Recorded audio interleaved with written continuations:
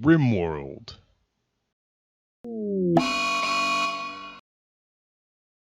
Odyssey just released, and with it, I see another 500 hours of my life slipping away from me, as Ludowic Studios released another certified banger. Of course, with all things, I'll have to see how much staying power this DLC has over the others, but so far, I've been really enjoying all of the new events, quests, and new features added. I've especially been enjoying the fantastic improvements to the game's exploration and general world improvements.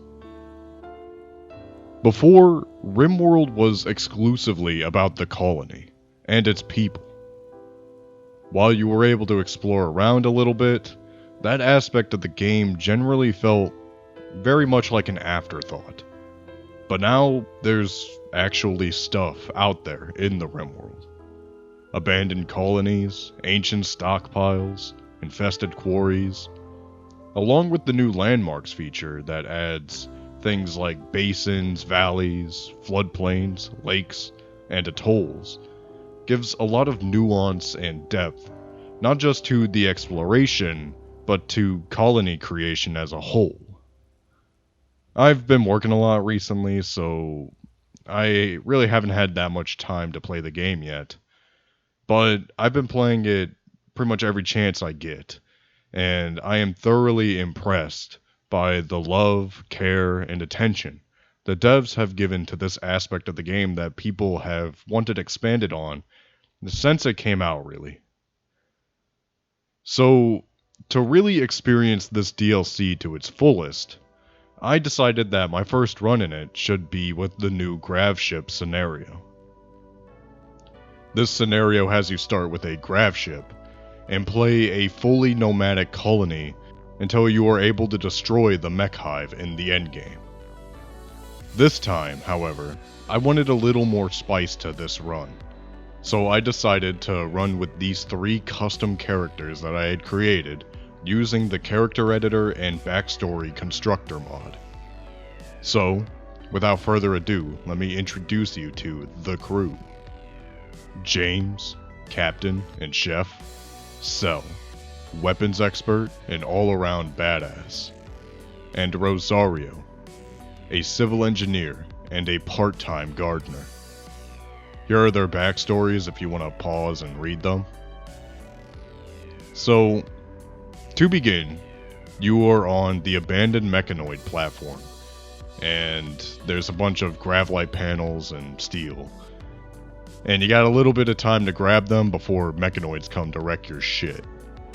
So with no time to waste, I hauled the grav-light panels back to the ship and escaped to the temperate forest biome to get my bearings and figure out the next step. First things first would be food production. But with that, I would need to expand the ship to include a freezer and a nutrient paste dispenser. And for that, I would need power. So maybe the first thing I should have built was a biofuel refinery and a chem fuel generator. With all of these decisions running through my head, I decided to build some bedrooms instead. Cell and James instantly got into a relationship pretty much as soon as they landed, which was great since that meant they could share a room and then Rosario could get a room to himself, and then everybody can get the mood buff for having their own bedroom. The primary feature added in the Odyssey DLC is the grav ship. These brand new spaceships that are designed to act as mobile colonies that you travel around the world with. These ships really change up the game and really forced me to think outside of the box when it came to colony design this time around. Normally, I like to build these extremely big and expansive bases, but with the grav ship, you will only have 3,000 tiles max to work with. This really forced me to stop thinking so big and embrace an extremely claustrophobic design style that had shelves for storage everywhere and tight walkways that just seemed to make everything so cramped and personal. At the beginning, I decided to give my ship the name of Loki's Gambit. There really wasn't a design philosophy I was following at first, but after building a couple of rooms, I began to realize that it looked a little bit like a bird. So then I said fuck it, and continued with that. I mean, it's a little fitting, I guess. While Loki is traditionally more associated with snakes, sometimes he was associated with birds. While expanding the ship, I received a call about a potential colonist wanting to join. As luck would have it, Yumi, Rosario's wife, was wandering by and found them upgrading the ship. Also, I'm just gonna say fuck it and decide that Yumi was the woman he impregnated on the spaceship in his childhood backstory. Yumi was an alright colonist. A double passion in melee and plants is really nothing to scoff at, especially in the early game. But with the volatile trait, I would be seeing a lot more mental breaks that could send my crew on a downward spiral. I decided to risk it, however. For love. As I said earlier, with this scenario you are forced to move around frequently, or else you will be viciously attacked by the long arm of the law. Thus, it makes your typical problems of the mid and end game practically non-existent because of the constant change in scenery. Steel and components become very abundant resources. But then, because of the limited space and changing environment, more basic needs like food, medicine, and storage become much more difficult to keep a handle on. In my opinion though, the most prevalent and recurring problem you will face will be power. While it's easy enough early on to slap down some chem fuel jennies and pull a Nestle and just deforest your entire region for fuel, eventually you'll run out of space on your ship for the generators, and power will start becoming limited. To expand your ship, you'll have to collect grav cores, which you will periodically get quests to travel to dangerous locations for. While the majority of them will be similar to the ancient structures of the normal game, where you have to explore an ancient facility and defeat mechanoids or something, some of them will be more like the Frozen Terraformer quest, where the challenges will be mainly environmental. A toxic and harsh environment that has you on a time limit to grab the core and get out. Whilst I was in the middle of one of these grav core quests, I received a call for help from a 15-year-old high mate. Gross. I decided to allow her to join the crew, as I figured that even if she didn't have any good skills, I was in dire need of a hauler and janitor. It was also around this time that Skit would arrive.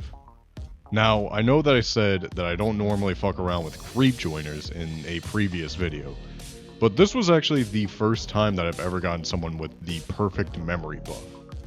So I was willing to take my chances. These two were perfect additions to my new crew, as Lenka quickly became a new researcher and co-pilot, and Skit did stuff. Honestly, having him with all these great skills at his disposal kinda had me at a loss for what he should be doing initially. But eventually I had him settle in as a second crafter and builder. With the crew expanding, so would the ship. And in no time at all, a medical bay, a brig, larger barracks, and a small recreation and prayer room was constructed. I also managed to pick up Alpha from a raid. This god pawn was exactly what I needed, as my crew was sorely missing a miner. Mining is an important skill in the base game, but in Odyssey, it's a critically vital skill that is almost as important as plants or construction in my opinion. In the base game, they could slowly chip away at stuff while you played, but especially in the new scenario, you will be mining a lot of ore deposits on each map, making it vital that you are able to quickly clear out the stone and haul it back to the ship in a timely manner. Things were looking way up for the crew of the Loki's Gambit. And honestly, they were thriving as the ship continued to expand and grow into a formidable attack vessel. But you know how they always say it's darkest before the dawn? Well, in this case, it was the opposite. It's always brightest before the closing of day or something. While I was raiding an ancient malfunctioning terraformer, Skit was attacked by a warg. I wasn't worried initially, as Skit's shooting skill was 20, and he was able to kill most things before they even had a chance to get close to him. But this warg was something else. After taking 2 hails of LMG fire, it was still moving and closed the distance on Skit. Instantly, it knew how to disable him, and immediately started tearing away at his dominant arm. Before I even knew what was happening, his arm was torn off, and with that, his means of fighting back. The warg then started tearing away at his legs. I was kind of awestruck at this seemingly deliberate cruelty the warg was displaying as it continued in its efforts to turn Skit into a quadriplegic. Eventually, Alpha was able to get there in time to stop the warg, but by this point, Skit was mostly limbless and bleeding out in the snow. Cell was able to stabilize him, but due to an infection, I was forced to remove his remaining arm, leaving him fully limbless and helpless. In a matter of seconds, my very best colonist just turned into my worst colonist. A small part of me kinda wanted to leave him behind, like Liam Neeson did to the minstrel at the end of the meal ticket story in Buster Scruggs. But I held out hope that I would be able to acquire some bionics that I could use to rebuild him better. Things would continue to get worse from there though, as Yumi would lose a kidney in a raid that I didn't record, and with the lower blood filtration and immunity gained from that, would succumb to the flu, killing her after finally being reunited with her husband at long last. After that, I just continued to fuck up, and took in a blind healer and immediately started having her heal people like an idiot. Remember when I said this?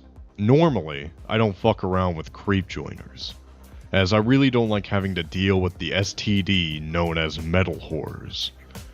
Yeah, you can probably guess how this ended.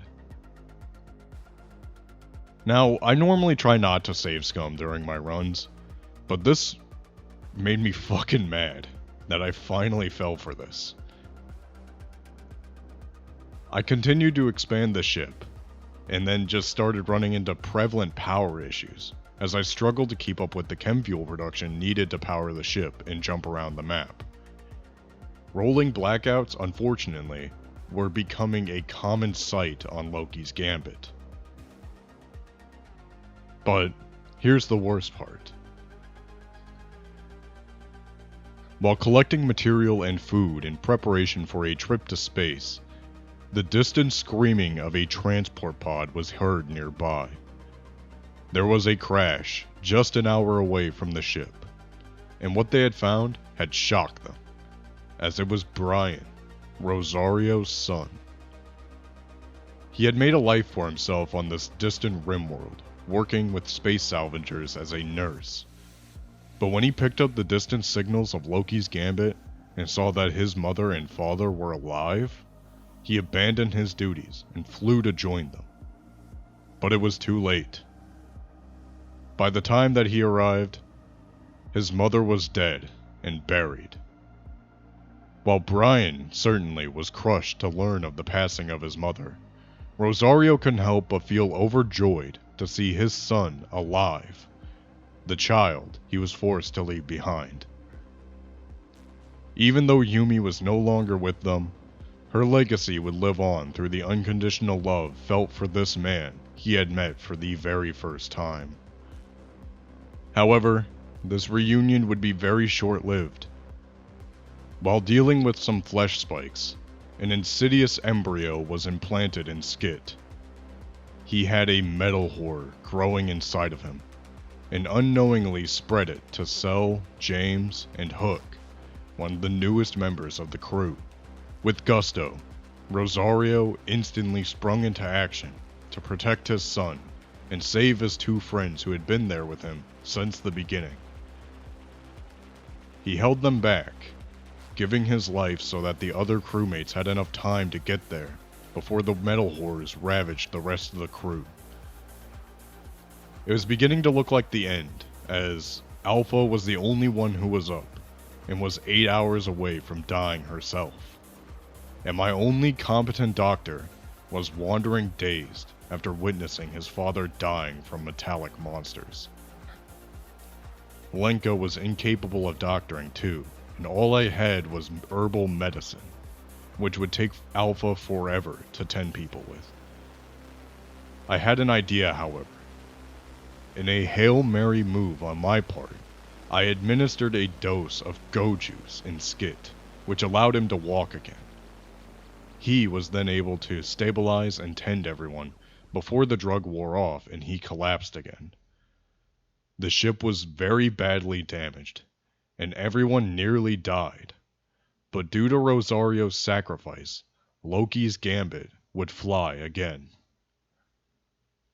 After a life filled with longing to find his wife and son again, I like to imagine he died at peace, knowing that his son would survive him, and he would never leave his wife's side again.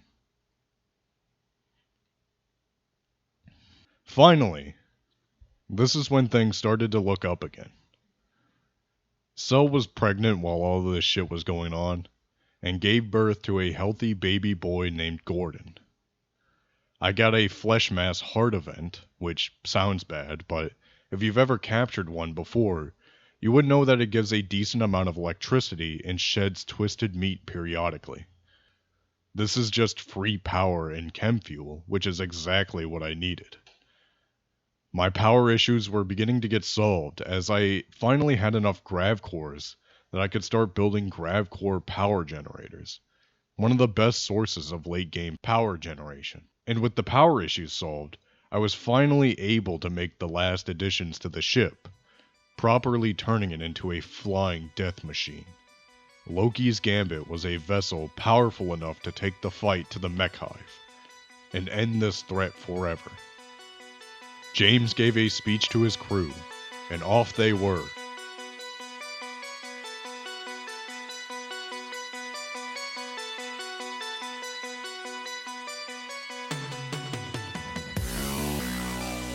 The Mechhive was peaceful, almost.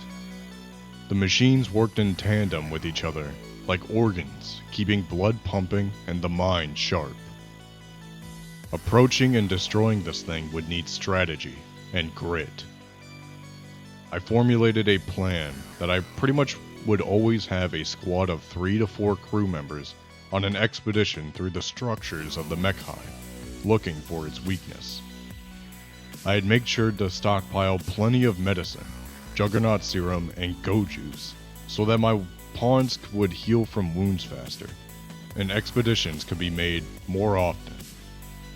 Slowly and methodically, we cleared out the rooms looking for Cerebrex nodes to disable the shield around the core. Meanwhile, I had set up some temporary defenses around the ship to fend off the occasional assault of mechs the Hive would send my way. Wave after wave, expedition after expedition, this game of push and pull was almost over, after one final big assault on the complex. Alpha stayed behind to destroy the nodes so that the others could stand ready, as surely, when this last node was destroyed, they would send a desperate wave to stop us. The mechs rushed the ship and swiftly started destroying all of the defenses that I had prepared. Eventually, everyone was fairly injured, but it wasn't over yet. The last of the mechanoids guarding the core attacked in a final war cry to defend it. With everyone almost dead, and all of the defenses mostly gone, Cell clenched her teeth and rushed out to make a last stand.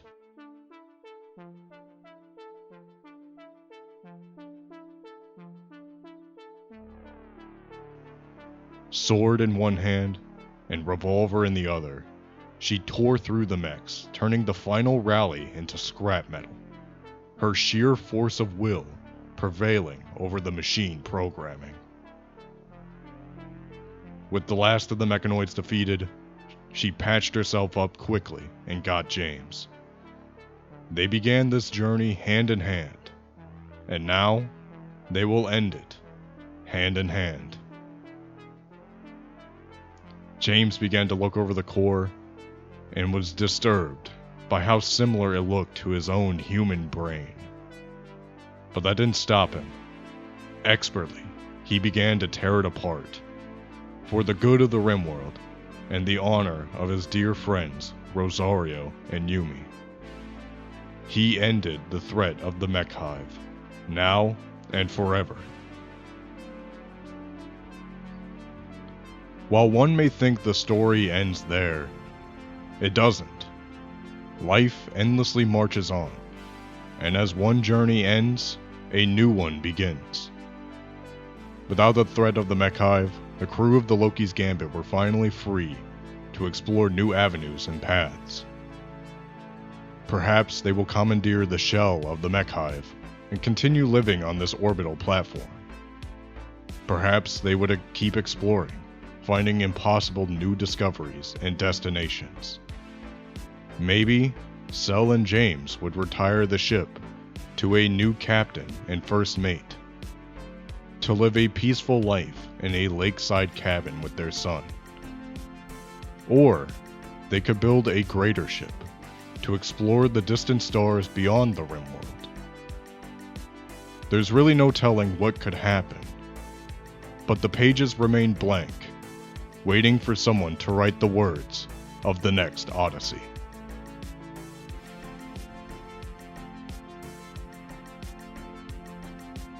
So, this video has been a very long time in the making. I just haven't really had a lot of time to work on it. Truth be told, I kind of wanted to release like a week or two after the Odyssey DLC came out, but you know, life happens. This DLC is absolutely incredible, and honestly, other than Biotech, I would say it's probably my favorite DLC. It's just kind of hard to beat Biotech in terms of the quality and replayability that DLC brings to the table, but this one's a close second. Once again, I commissioned KushiroJin to do the thumbnail art for this video, so if you're interested in checking her out, I will once again have her links in the description if you wish to commission her. But other than that, I love you. And also specifically for my buddy Alex, drive safe, and thanks for watching.